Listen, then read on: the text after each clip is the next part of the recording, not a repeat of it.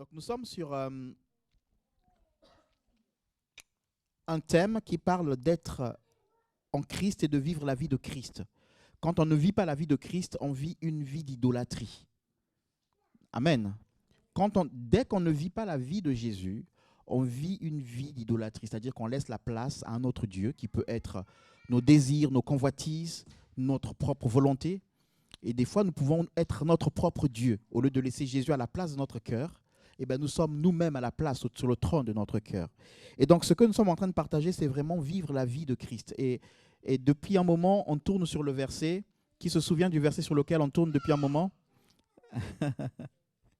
C'est un verset qui est connu.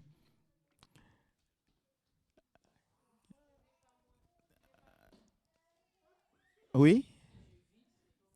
Si je vis, Amen. Amen. Et il commence par quoi ce verset? J'ai été crucifié. Donc nous, on connaît ce verset, on récite souvent ce verset. Qui ne l'a jamais entendu ce verset? Donc on récite souvent ce verset et on commence toujours par « Si je vis, ce n'est plus moi qui vis, mais c'est Christ qui vit en moi. » Mais pourtant ce verset commence par « J'ai été crucifié avec Christ. » Amen. Et donc, si je vis, ce n'est plus moi qui vis, c'est Christ qui vit en moi. Amen. Si je vis dans la chair, mais je vis aussi par la foi dans le Fils de Dieu qui m'a aimé. Amen. On va le prendre. Galates chapitre 2, verset 20. Galates chapitre 2, pardon. J'ai dit quoi? Chapitre 2, hein. Galates chapitre 2. Alors, précédemment, on avait vraiment parlé du verset 20, mais on va remonter plus haut. Je vais essayer de parler du contexte de ce verset et après, on continuera là-dessus. Donc, on va commencer à partir du verset 11. Galates chapitre 2, à partir du verset 11. Si quelqu'un veut bien lire. Galates chapitre 2, verset 11 jusqu'au verset 20. Au nom de Jésus. Amen. Mais lorsque Céphas vint à Antioche, je lui résistai en face, parce qu'il était répréhensible. En effet, avant l'arrivée de quelques personnes envoyées par Jacques, il mangeait avec les païens. Et quand elles furent venues, il s'esquiva et se tint à l'écart. Par crainte des circoncis, avec lui les autres Juifs usèrent aussi de dissimulation, en sorte que Barnabas même fut entraîné par leur hypocrisie.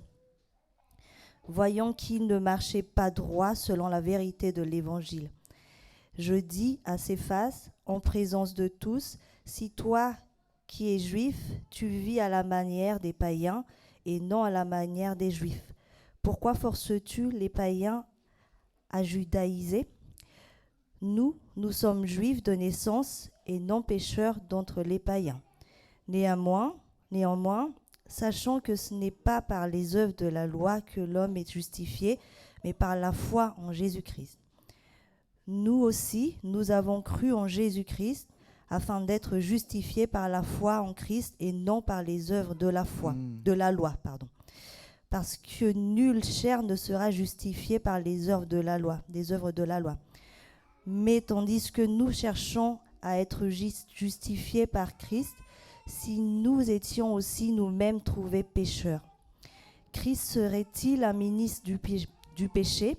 Loin de là. Car si je rebâtis les choses que j'ai détruites, je me constitue moi-même un transgresseur, car c'est par la loi que je suis mort à la loi, afin de vivre pour Dieu. J'ai été crucifié avec Christ, et si je vis, ce n'est plus moi qui vis, c'est Christ qui vit en moi. Si je vis maintenant dans la chair, je vis dans la foi au Fils de Dieu, qui m'a aimé et qui s'est livré lui-même pour moi. Je ne rejette pas la grâce de Dieu, car si la justice s'obtient par la loi, Christ est donc mort en vain.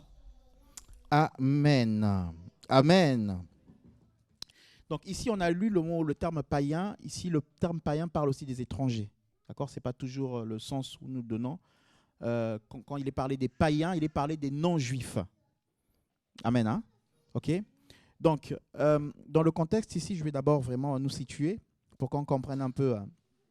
L'apôtre Paul retrouve Pierre, et Pierre, donc, il est avec des païens, hein, donc il mange avec les païens, les étrangers, il vit avec eux, il n'y a pas de souci.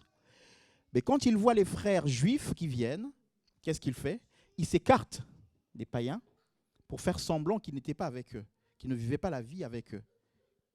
Pourquoi? Parce que dans le judaïsme, il fallait rester entre eux, d'accord?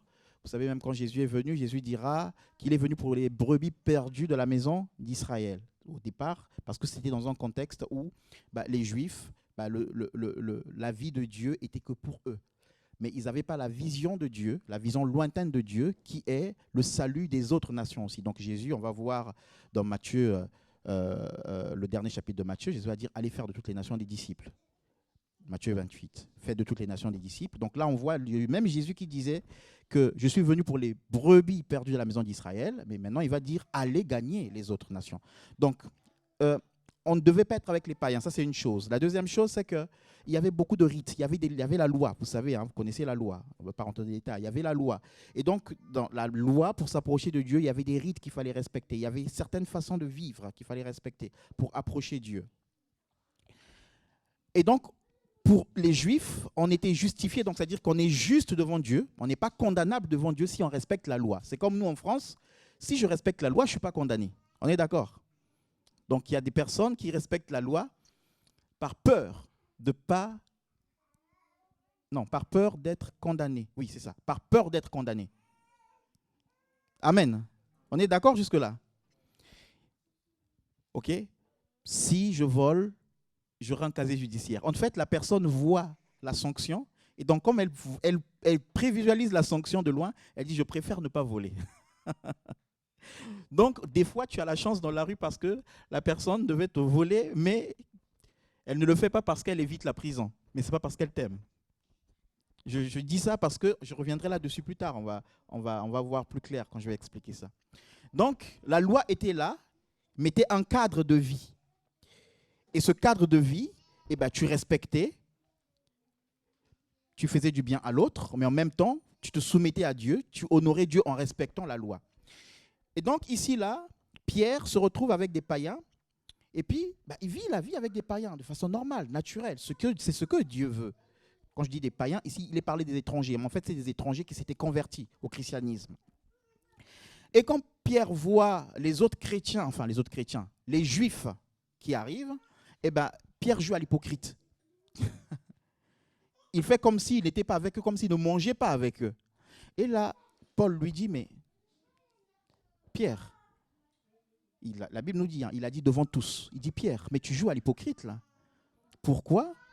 Toi, qui es juif, tu obliges les non-juifs à vivre comme nous si toi-même, tu es incapable d'être vrai.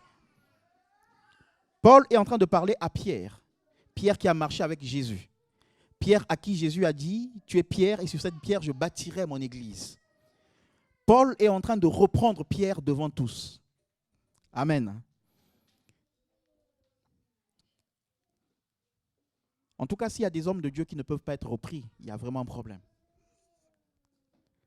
Un homme de Dieu peut être repris. Amen. Hein? Il a été repris là, pour le ramener sur le droit chemin. Et le pire, c'est que à cause de ce qu'il faisait, il poussait les autres juifs à être aussi faux. Vous voyez comment on peut influencer les autres? C'est-à-dire que nous, aujourd'hui, oui, effectivement, il y a des pasteurs, il y a des prophètes, il y a des responsables d'église, par leur comportement, ils influencent les autres, par leurs erreurs. Mais ça ne date pas d'aujourd'hui. Hein. On voit Pierre. Par son comportement, il commençait à influencer les autres. Et donc, Paul lui dit, mais Pierre, tu n'as pas à te comporter comme ça. Ce n'est pas la loi qui nous justifie. Mais ce qui nous justifie, c'est la grâce, c'est Christ. C'est la mort de Christ qui nous sauve.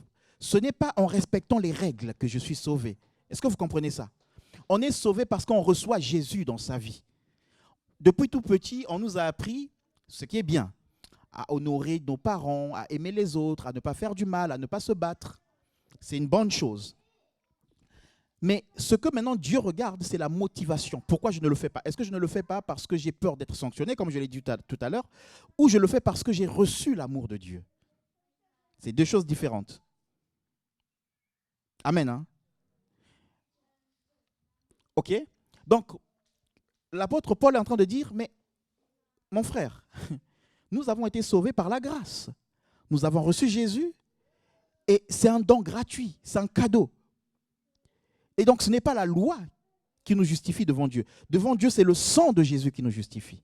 Devant Dieu, ce n'est pas tes œuvres qui te justifient. Même si tu fais une semaine de retraite spirituelle, ce n'est pas ça qui fait que tu sois clean devant Dieu. Ce qui fait que tu sois clean devant Dieu, c'est le sang de Jésus.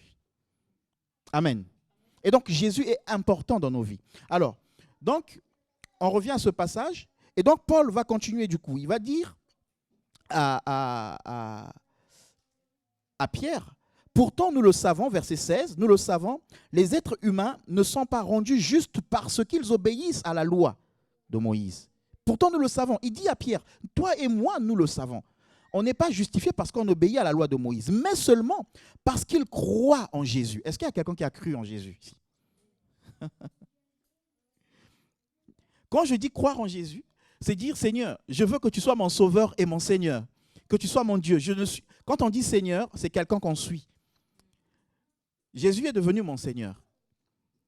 Depuis 99, Jésus est devenu mon Seigneur. Et je vous dis que depuis 99, je ne fais plus ce que je veux. Amen. Hein? Alors oui, alors, il ne fait pas ce qu'il veut. Si, quand je vais au travail, je fais ce que je veux quand même. Mais je vais dire, je vis la vie de Dieu. Je me place sous l'autorité du Seigneur. Et là où j'ai des défauts, je dis, Seigneur, corrige-moi, Seigneur, aide-moi à avancer. Donc ici, il est en train de dire, ce n'est pas la loi qui va nous sauver, mais ce qui nous sauve, ce qui nous justifie, c'est quoi? Il dit, c'est parce que nous avons cru au Seigneur. Verset 16, je continue verset 17. Nous cherchons à être reconnus comme justes grâce à Christ. Mais si on nous trouve pécheurs, nous aussi, qu'est-ce que cela veut dire? Que le Christ est au service du péché? Sûrement pas.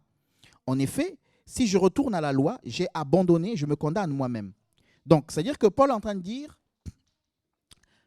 parce que, en fait, j'ai déjà entendu ce raisonnement-là. Il y a des gens qui disent, des chrétiens, qui disent, oui, mais tu as cru au Seigneur, donc tu es sauvé, c'est bon?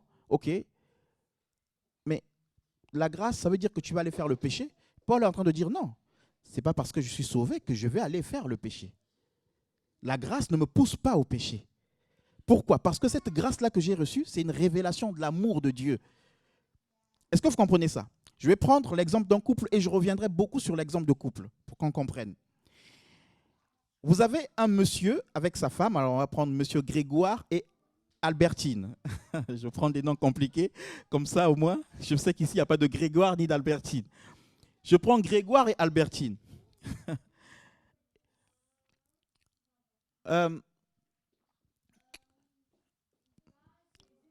On les arrête, ils sont arrêtés par des rebelles, on va dire ça comme ça.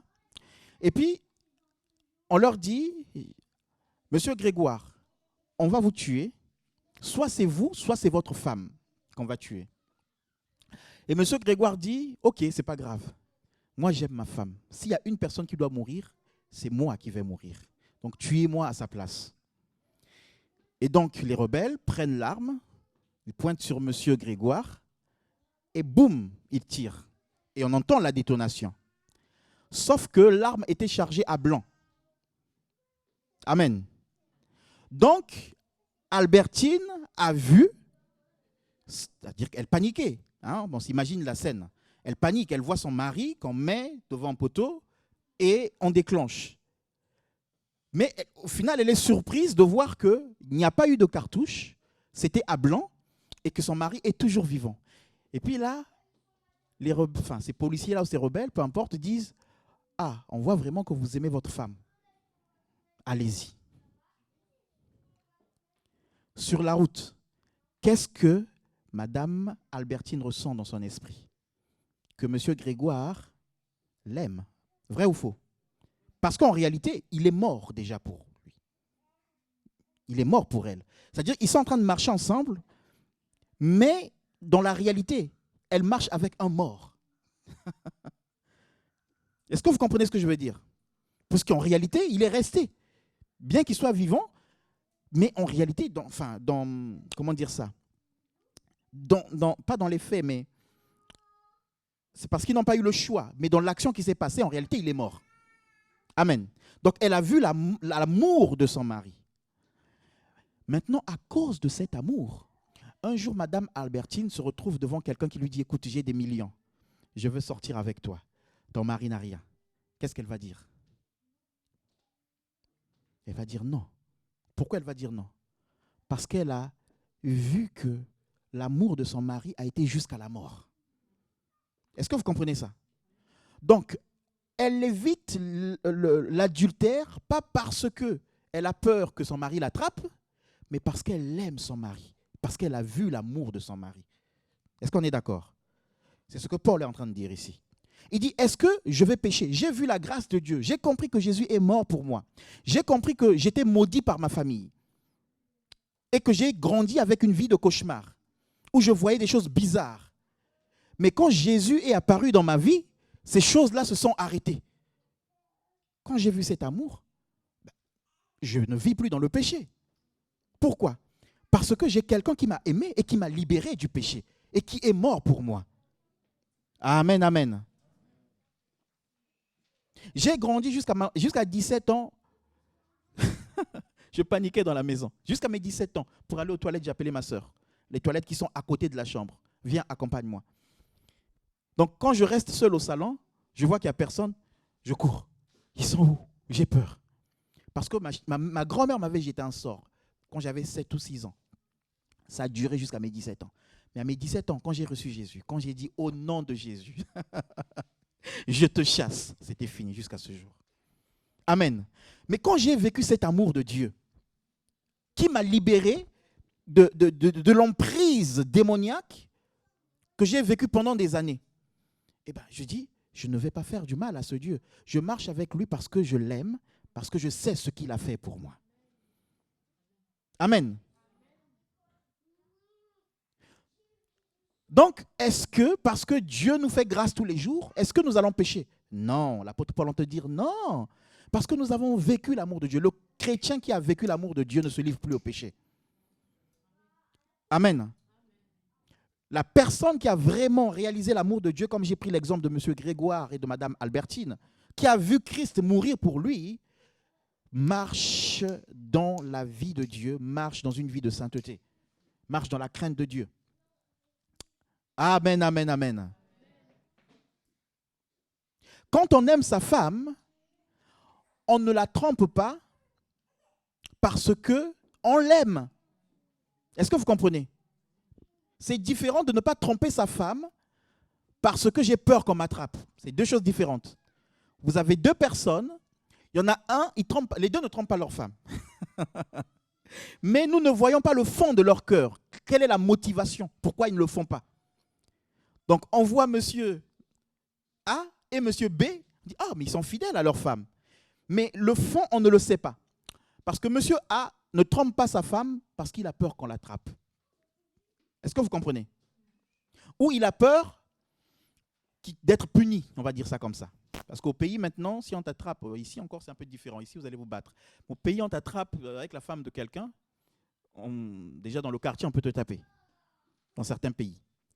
Bon, maintenant, monsieur B ne trompe pas sa femme parce qu'il dit, mais cette femme m'a donné des enfants.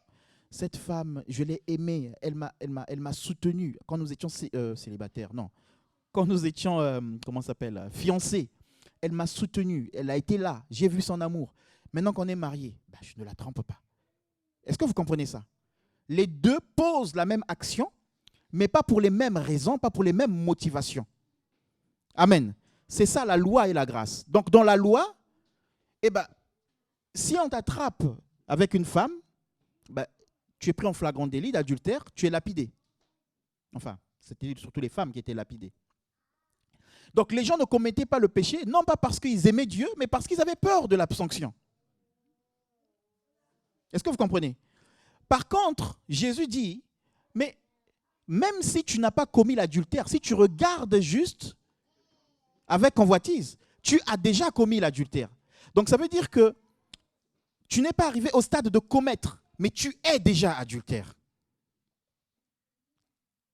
Donc on voit que quand Jésus vient, Jésus ne se limite pas aux actes que nous posons, mais Jésus va à ce que nous sommes. Qui es-tu? Et la grâce de Dieu veut nous emmener à être des Christ. Alléluia. Tu peux être un Christ. C'est Christ habite en toi. Et donc Paul va dire au verset 20, j'ai été crucifié avec Christ.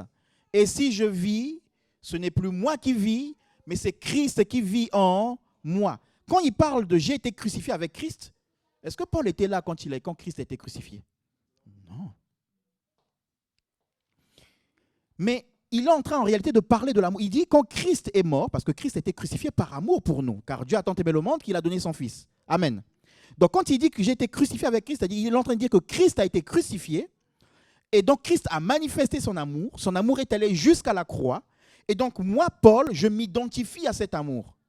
Est-ce que vous comprenez ça? Quand Christ a été crucifié, moi aussi j'ai été crucifié avec lui parce que j'ai accepté l'amour qu'il a porté pour moi en mourant à la croix. Donc, comme j'ai accepté cet amour, eh ben moi aussi je suis mort avec Christ à la croix. Alléluia. Je suis mort avec Christ à la croix. Mais est-ce que Paul est mort? Non. Paul est en train de parler, il est vivant. Mais quand il parle de mort, il parle de quoi? Il parle de son ancienne nature de péché, parce que nous sommes condamnables tant que nous n'avons pas Jésus. Nous avons une nature pécheresse. Et donc il dit cette nature pécheresse, elle est morte à la croix.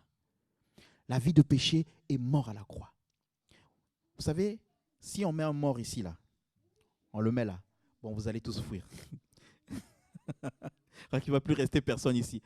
Non? Ou au contraire, on va prier pour qu'il ressuscite, non? Je prends un exemple. Si on met un cadavre là, qu'on l'injurie, qu'on lui marche dessus, qu'on l'écrase, qu'on mette un homme avec des tablettes de chocolat ou une femme attirante, il est mort, il ne réagit pas. Est-ce qu'on est d'accord? Il est mort. Et donc, nous, en mourant avec Christ, nous sommes morts au péché. En réalité, quand Dieu voit un chrétien, quelqu'un qui est né de nouveau, Dieu voit que cette personne peut résister au péché. Ça, c'est comme ça que Dieu nous voit. Donc, nous ne devons pas être des chrétiens qui disent « Ah, la chair est faible. » Oui, on sait que la chair est faible. Mais celui qui vit en moi est plus fort que le péché. Amen. Ça aussi, il faut le confesser. Il faut le proclamer. Parce que c'est comme ça que Dieu nous voit. Ah, je ne peux pas pardonner, j'ai trop souffert. Non, Dieu dit que tu peux pardonner. Il dit, regarde, quand vous priez, dites, pardonne-nous nos offenses comme nous nous pardonnons. Waouh! Donc Dieu est en train de prendre exemple sur nous. C'est fort, hein? C'est-à-dire que Dieu est en train de dire, quand tu pries, dis à moi Dieu. Dieu, prends exemple sur moi. Pardonne-moi parce que comme moi j'ai déjà pardonné à l'autre. Waouh! Dieu te voit comme quelqu'un qui a déjà pardonné. Donc si tu ne pardonnes pas, c'est juste un problème de volonté. Je ne savais pas que j'avais autant de valeur, que Dieu pouvait prendre exemple sur moi. C'est énorme ça. Dieu, suis-moi. Tu as vu comment je pardonne? Fais comme moi, Seigneur. Tu peux le dire. Alléluia. Dieu nous en donne l'autorisation. Donc vous réalisez le pouvoir qu'on a en Christ. Donc Paul dit, je suis mort. Et donc comme lui il est mort, maintenant qui vit en lui? C'est Christ. Christ ne peut pas vivre en toi si toi, tu n'es pas mort. Donc, je répète encore que ce passage, on le cite beaucoup, on l'entend beaucoup. Si je vis, ce n'est plus moi qui vis, c'est Christ qui vit en moi. On l'entend beaucoup. Mais que ça ne reste pas une récitation, que ce soit une vie. C'est-à-dire que quand Christ vit en moi, donc ce qui se manifeste, c'est ce qu'a fait Christ. Qu'est-ce que Christ a fait? L'amour, le pardon, aimer les gens, prier pour les gens, apporter la guérison, réconcilier les gens. C'est ça que Christ... Alors, quelle est ma vie? Est-ce que ma vie de tous les jours est une vie où Christ se manifeste, ou quand on me regarde, on dit « Wow, regardez ce qu'il a fait. » Regardez, il a pris la femme de quelqu'un. Regardez, il a volé au supermarché. Regardez, il a... Non. Imaginez Christ en train de voler. Si je vis, ce n'est plus moi qui vis, c'est Christ qui vit en moi. Boum, je rentre là, Christ a pris une boîte de conserve. Christ vivant en Paul, dans l'attitude, dans le comportement de Paul, il y a une manifestation de ce qui est à l'intérieur. Amen, amen. Donc, Jésus veut que nous soyons d'abord transformés à l'intérieur. Une fois qu'on est transformé à l'intérieur de nous, eh ben, on va vivre une vie qui est naturelle, mais du coup qui va toucher les autres, qui va être une bénédiction pour les autres. Ce ne sera pas une vie de règles, mais on va trouver du plaisir dans ce que nous avions du mal à suivre avant. C'est-à-dire que, on reprend l'exemple de la loi. À l'époque, comme c'était la loi, eh ben, quelqu'un a envie de commettre l'adultère, par exemple. Mais il dit, purée, il y a une loi. Et cette loi, elle me condamne si je le fais. Donc, du coup, il souffre en lui. Et il y a beaucoup de personnes, il y a beaucoup de chrétiens qui souffrent comme ça, qui disent, ah, purée, je ne peux pas aller, en boîte. Si j'étais dans le monde. Purée, je ne peux pas sortir avec cette fille. Là là. J'aurais dû rencontrer le Seigneur après. Oui, non, mais il y a des gens qui raisonnent comme ça. Ils ne comprennent pas la grâce qu'ils ont d'avoir rencontré le roi des rois, le Seigneur des seigneurs, le Dieu tout-puissant. Une fille, elle va t'abandonner, elle peut même te donner une maladie. Un garçon peut te jeter. Quand Dieu te sauve avant, il t'épargne de beaucoup de choses. Tu ne peux même pas savoir. Il t'épargne de beaucoup de choses. Et il t'amène dans une voie où, même si c'est difficile, il sait où il t'emmène et tu y arriveras et tu seras béni. Si Dieu te promet le ciel où tu seras bien avec lui, ici, là, il va te faire déjà goûter un tout petit peu. Amen. Donc, l'apôtre Paul nous invite à mourir. Une fois qu'on est mort, eh ben, c'est Christ maintenant qui vit en nous. On va voir, j'ai expliqué le contexte, je vais sortir un peu de ce contexte-là, mais on va rester sur deux aspects, qui est très important. On va rester sur deux aspects. Le premier aspect, c'est Paul ne vit plus. Donc Paul ne décide plus de lui-même. Pourquoi? Par amour. Je l'ai dit tout à l'heure. C'est par amour. Donc c'est-à-dire que dans la loi à l'époque, eh ben, je faisais les choses parce qu'on m'obligeait.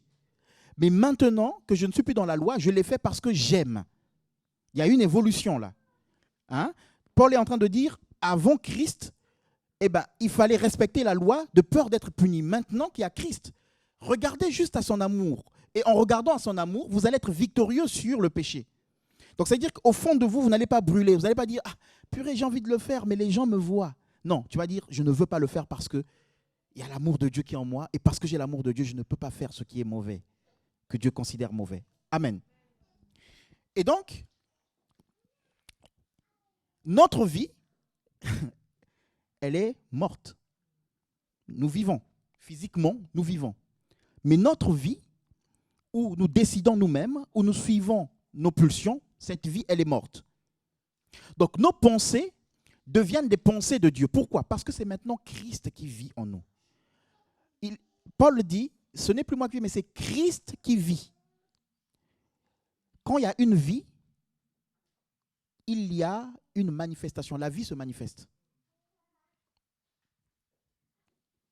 Amen. La vie se manifeste. Si Christ est dans ta vie et qu'il n'y a aucune manifestation de la vie de Christ, il faut se poser la question, est-ce qu'il est vraiment dans ma vie? Un bébé qui est dans le ventre de sa maman, parce qu'il y a une vie, même à, bon, vous allez me dire, les femmes, même à 4 semaines ou 5 semaines, il peut se passer quelque chose. La femme peut ressentir qu'il se passe, il y a une vie en moi. Amen. Eh oui, la femme peut ressentir qu'il y a une vie qui est en train de prendre forme en moi. Il y a quelque chose qui se passe en moi. Donc une vie amène forcément une manifestation, une expression, je vais dire ça comme ça. Donc Christ en nous doit s'exprimer, mais il s'exprime d'abord en nous. Pas pour les autres, d'abord en nous. C'est-à-dire que comme Christ est en moi, je suis au travail, les gens disent n'importe quoi, les gens ont un discours, où je suis à l'école, peu importe, les gens ont des paroles vulgaires. Moi, je ne rentre pas dans ce langage-là. Parce que Christ est en moi. Je suis au travail, vous savez, nous, souvent dans nos milieux de travail, nous, c'est bon, c'est un peu général en France, hein, le café. Il y a une heure où on prend le café. Moi, je ne prenais pas le café, mais depuis que je travaille dans un certain endroit, je prends maintenant le café à 10h30. Parce qu'il faut s'intégrer. Je ne prenais pas le café. Ah oui.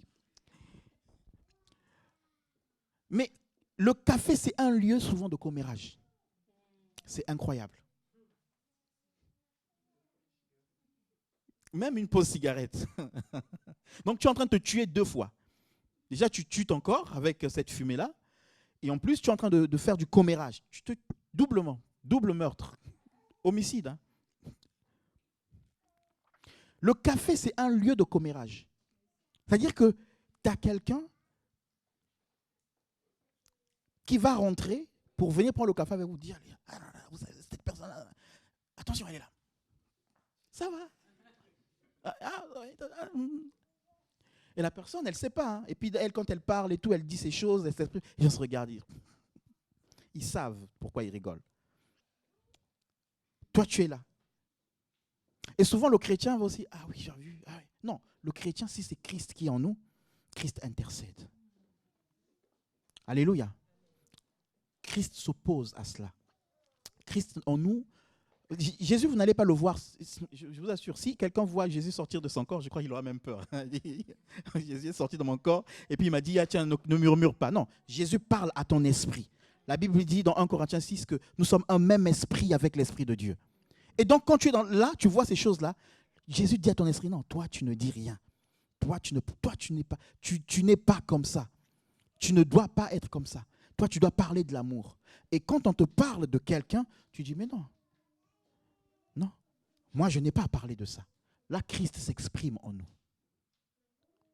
Alléluia. Jésus veut s'exprimer en toi. Si nous voulons que le monde change, il faut que nous-mêmes, nous changions d'abord. Je n'attends pas que Serge change, mais d'abord que moi, je change. Alléluia. C'est ça. Si moi, je change, je pourrais être un témoignage pour lui.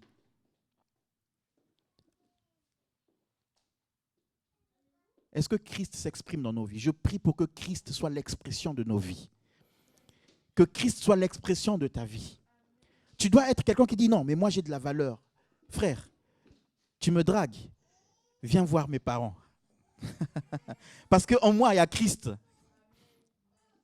C'est pas mauvais, hein, de chercher. La Bible dit celui qui trouve une femme trouve le bonheur. Amen. Hein? Donc il faut chercher pour trouver. Mais on ne cherche pas comme un païen. On ne cherche pas comme un païen. On se laisse conduire par le Seigneur. On cherche dans la sainteté, dans la pureté, dans les règles. Parce que Dieu a des principes. Et on n'accepte pas comme une païenne. On accepte comme une fille de valeur que Dieu a rachetée. Qui peut lire en Corinthiens 6, verset, je crois que c'est verset 18 ou 19. Juste ça me vient comme ça. On le lira même, tiens, à la fin. Je vais le lire, je l'ai, tiens. Non, je ne l'ai pas. Verset 20. 1 Corinthiens 6, verset 20. Car vous avez été rachetés à un grand prix. Vous avez été rachetés comment? À un grand prix. Vous et nous, hein, ensemble, là, quand on va faire les soldes, on cherche ce qui coûte moins cher. D'ailleurs, on attend les soldes. Jésus n'a pas attendu les soldes pour te racheter. C'est-à-dire que même si on pouvait te vendre, parce que c'est la rédemption, Jésus nous a rachetés, même si tu pouvais valoir moins cher, lui, il a dit, je mets le plus grand prix, parce que tu as de la valeur. Mais est-ce que toi-même, tu te donnes de la valeur? Alléluia. Est-ce que comment tu te considères? J'étais en seconde à l'époque, seconde ou première. On se moquait de moi à l'école. Mais vraiment, on se moquait de moi. J'étais à l'école Saint-François, on se moquait de moi parce que j'étais chrétien. On était 15 en classe. Et là, c'était comme les gens voulaient vivre comme en France. Tu sais, les gens, ils sont au Congo, mais c'est comme si vraiment, la France qu'ils voient à la télé, là, ils vivent même pire. Donc, tout le monde veut coucher avec tout le monde. Je dis non, non, non, non, non. Moi, j'ai reçu Jésus, moi, je ne fais pas ça. C'est des tours de passe-passe en classe comme ça, là, non. Et les gens se moquaient de moi. Mais derrière, les gens me respectaient. Amen. Et jusqu'à ce jour, les gens me respectent. Il y en a un qui est venu, ça fait pas longtemps là, qui est venu en France, et on était au téléphone, ça fait pas longtemps. Et puis, il était surpris de m'entendre parler parce qu'il avait l'impression que quand j'étais au lycée, je ne parlais pas.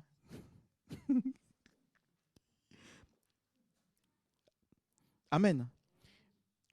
Parce que je ne veux pas ouvrir ma bouche pour des bêtises, parce que j'ai de la valeur. Donne-toi de la valeur.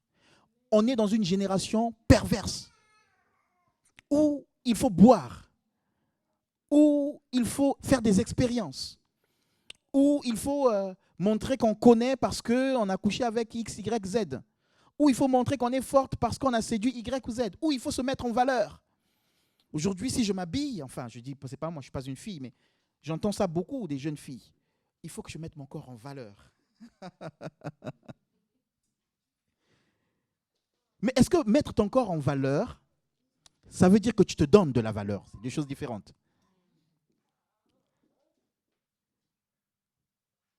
Est-ce que mettre ton corps en valeur, moi quand je te vois, est-ce que je vois que tu as de la valeur? Amen. Christ vit en nous. Soyons des femmes et des hommes de valeur. Alléluia. Parce que Christ nous donne de la valeur. Même si tu as 0 franc, mais quand les gens te voient, ils disent, lui là, il craint Dieu. C'est un homme qui peut prier pour moi et quelque chose va se passer. Même si tu es au chômage, mais les gens te respectent. Ce n'est pas le travail qui fait qu'on respecte les gens. Je suis désolé, ça c'est dans le monde humain, du point de vue humain. Mais les gens reconnaissent ta valeur parce qu'ils voient Christ en toi. Même les païens qui se moquent de nous, quand ils ont besoin, je vous assure, ils nous appellent. Dans nos lieux de travail, là, je le dis souvent, ils nous appellent dans le secret, comme Nicodème. Dis, j'ai de la valeur parce que Christ est en moi. Amen. J'ai de la valeur parce que Christ est en moi. Donc, première chose, la vie s'exprime. Il faut que la vie de Dieu s'exprime en nous. Il faut que la vie de Dieu s'exprime. Parce que la vie de Satan est en train de s'exprimer de l'autre côté. Est-ce que vous comprenez ça? Ah oui, oui, oui. La vie de Satan est en train de s'exprimer. Nous exprimons Christ pour que beaucoup changent. Pour que ceux qui ne connaissent pas Jésus changent. Amen. Hein? Première chose. Deuxième chose. Paul dit, c'est Christ qui vit en moi. En lui, pas en dehors de lui. Tu es la maison de Christ. Tu es l'adresse de Christ. On s'appelle Oikos, la maison de Dieu, la demeure de Dieu. Est-ce que tu es fier d'être la maison de Dieu? Imaginez Barack Obama. Bon, tout le monde ne l'aime pas, hein? Mais je pars en termes de... On va prendre Nelson Mandela. Qui vient chez vous et il dit, je fais de ta maison ma demeure. Même si tu as une chambre, tu vas dire, non, papa. Je vais aller acheter un lit, je vais lui donner la chambre. Est-ce que vous comprenez? Mais avant de lui donner la chambre, qu'est-ce qui va se passer avant qu'il ne vienne? On va tout nettoyer. On va désinfecter. Parce qu'il y a Nelson Mandela qui va venir là. Alors là, on parle de Nelson, mais je pense que tout le monde est passé par là. Bon, je vais le dire. Quand on était fiancés et quand j'allais chez Micha, juste quand je rentrais dans la maison, je sentais qu'on avait soufflé des trucs dedans. Je dis, ici ça sent bon. Hein? Bon, est-ce qu'il y a 2 heures ça sentait bon? Je ne sais pas. Ça c'est juste, mais quand je dis ça c'est général. Elle rigole, mais elle sait aussi qu'elle fait ça. Quand on reçoit du monde à la maison... Vrai ou faux? Parce que On veut honorer la personne. On veut que la personne soit à l'aise. Et Jésus est en train de dire, je suis en toi. J'ai fait de ton corps ma demeure. Ton corps est un temple, le temple du Saint-Esprit. Tu ne t'appartiens plus. On a lu le passage. Tu peux remonter. Tu es toujours dans 2 Corinthiens, là. Lis le verset 19. 1 Corinthiens, pardon. Ne savez-vous pas que votre corps est le temple du Saint-Esprit qui est en vous, que vous avez reçu de Dieu? Amen. Et que Voilà. vous ne savez, En fait, les Corinthiens,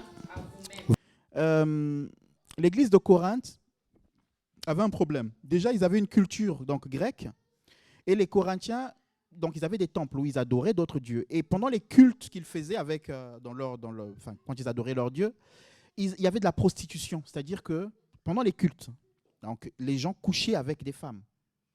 Parce qu'il y a des divinités comme ça, il y a des religions comme ça. Et ça existait depuis l'époque.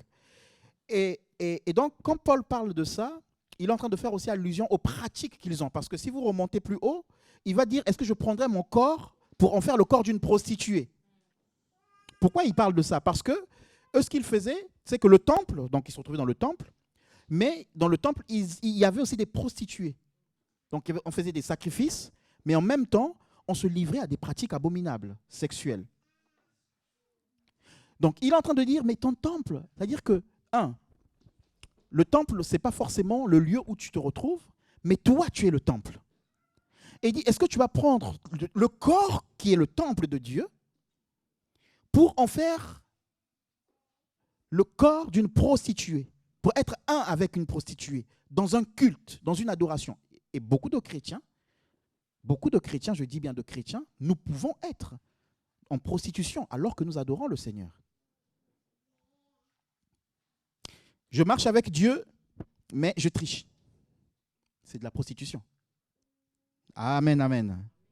J'adore Jésus, mais je sais qu'il y a quelque chose. Ça, je ne peux pas l'abandonner, cette chose-là, parce que si j'abandonne ça, je suis foutu. Donc, ça veut dire que ma confiance n'est pas totalement basée sur Dieu. Elle est basée sur autre chose, plus Dieu. C'est de la prostitution. Parce que quand Dieu dit de l'adorer, en réalité, l'adoration, c'est être entièrement à Dieu et lui faire entièrement confiance. C'est ça l'adoration. L'adoration, ce n'est pas le fait qu'on ait chanté, on lève les mains, tout ça. Non, l'adoration, c'est une vie qui appartient à Dieu. Est-ce que vous comprenez ça? Il dit, Moïse dira à Pharaon, libère le peuple pour qu'il aille adorer Dieu dans le désert. Libère pour qu'il vive une vie de liberté, une vie qui appartient à Dieu. C'est ça l'adoration. Alléluia. Et donc, il est en train de dire, votre corps est le temple du Saint-Esprit et que vous ne vous appartenez plus à vous-même. Donc, c'est-à-dire quand Dieu est en toi, le Saint-Esprit est en toi, tu ne t'appartiens plus. C'est pour cela qu'on a dit dans Galates chapitre 2, on est mort. Quand Dieu vient dans notre corps, c'est maintenant lui qui dicte comment nous devons vivre. Alléluia. On va prendre un exemple. Imaginez chez vous, votre maison à vous.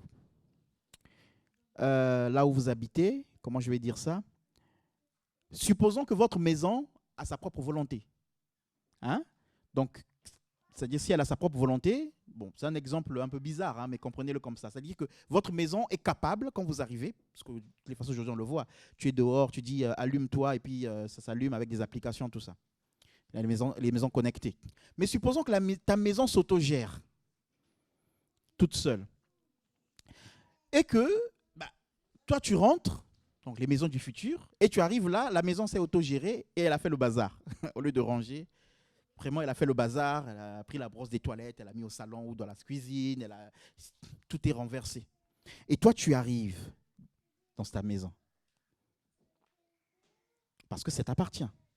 Est-ce que tu seras à l'aise dans ce bazar? Est-ce que tu seras heureux dans ce bazar? Quand dans notre vie, nous mettons des choses qui n'honorent pas Dieu, Dieu arrive dans sa maison que nous sommes, il voit le bazar. Imaginez-vous l'état du Seigneur. Alléluia. Est-ce que tu es le temple du Saint-Esprit? Est-ce que tu es le temple du Saint-Esprit? Laisse Dieu nettoyer le temple que tu es. Le nettoyage, ce n'est pas facile. Des fois, il faut gratter. Et quand on gratte, ça fait mal. Laisse Dieu gratter là où ça fait mal. Laisse Dieu gratter là où ça fait mal. Laisse Dieu nettoyer. Fais-lui confiance. Laisse-le prendre toute la place dans le temple que tu es. Et tu verras. Parce que quand quelqu'un veut habiter une maison, il en prend soin. Et si Dieu veut habiter en toi, il prendra soin de toi. Alléluia.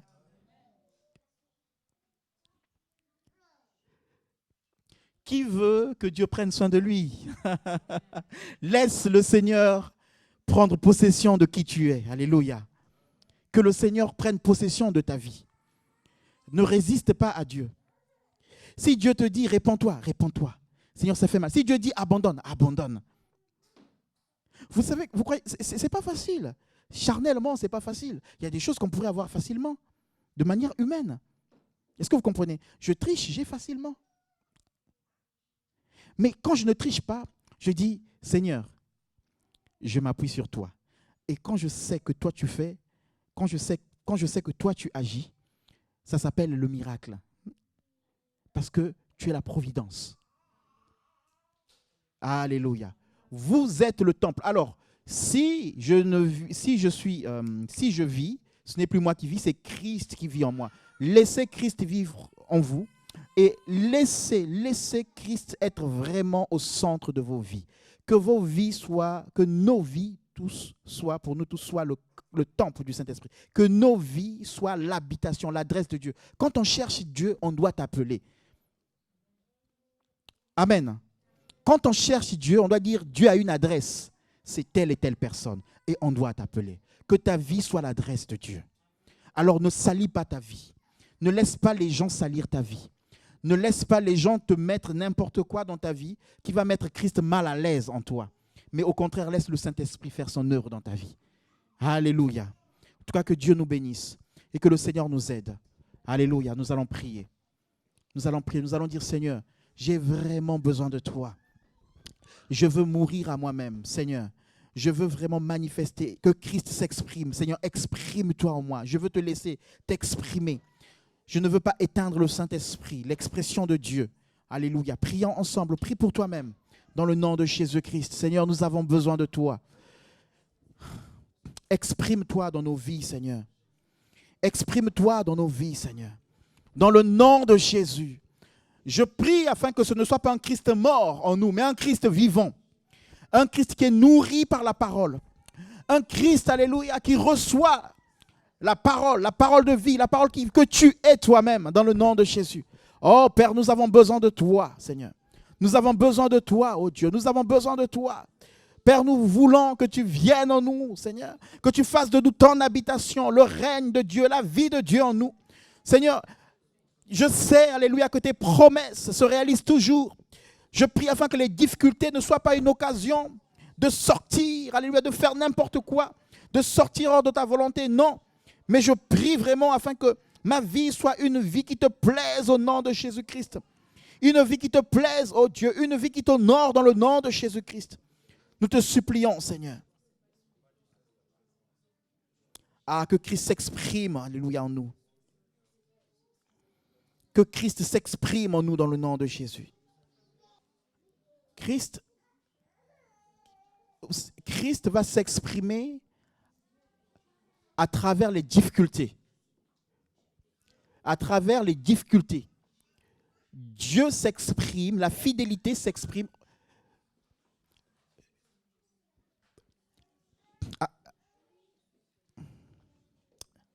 Amen. La fidélité s'exprime quand il y a la tentation. Je peux dire là, on est là, je peux dire je suis fidèle à ma femme. Mais la réelle fidélité s'exprimera quand je serai tenté. Est-ce que vous comprenez ça? Parce que là, on n'est pas tenté là. La fidélité s'exprime quand il y a l'épreuve. Christ s'exprime en nous quand il y a l'épreuve. Je vais lire un passage et on va prier. Éphésiens chapitre 3, verset 13. Je lis la parole.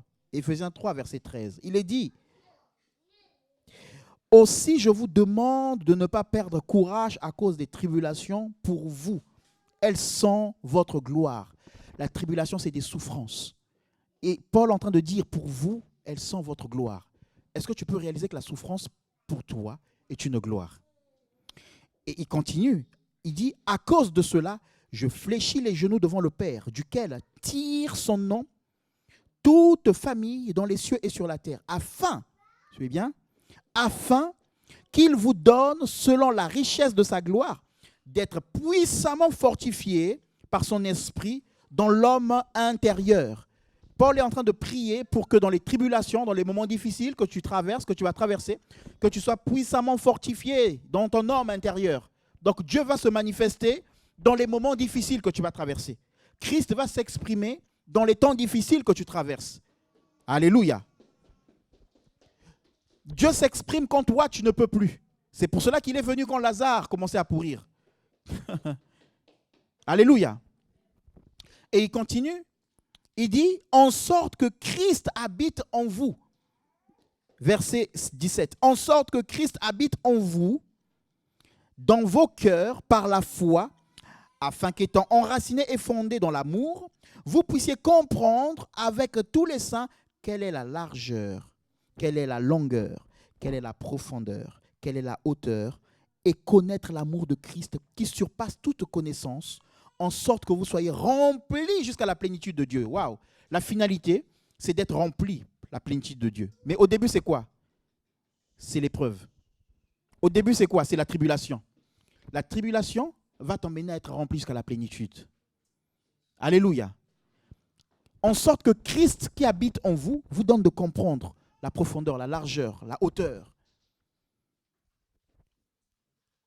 Tu ne vas pas voir tes problèmes comme haut, mais c'est Christ que tu vois haut. Tu ne vas pas voir tes problèmes profonds, mais c'est Christ que tu vois profond. Christ s'exprime dans les épreuves. Nous allons prier. Tu vas dire, Seigneur, dans les moments difficiles, je veux te laisser t'exprimer. Parce que c'est là qu'on doit laisser Christ s'exprimer, dans les moments difficiles. Prions dans le nom de Jésus-Christ. Alléluia. Je veux te laisser t'exprimer, Seigneur. Dans les temps difficiles, alléluia. Dans les moments difficiles où je ne comprends pas. Dans les moments où je ne saisis pas. Dans les moments où j'ai le doute. Dans le moment où je vois les choses aller à contresens. C'est là que je veux te laisser t'exprimer, Seigneur. Alléluia. C'est là que je veux te voir. C'est là que je veux te sentir. C'est là que je veux te toucher. C'est là que je veux avoir la connaissance. Alléluia. Afin d'être rempli, alléluia, de connaissance, rempli de justice, rempli de plénitude, de la plénitude de Dieu. Dans le nom de Jésus. Nous te bénissons, Seigneur. Gloire à ton nom. Nous t'aimons, nous t'adorons. Béni sois-tu au nom de Jésus. Merci, Seigneur. Alléluia. Amen.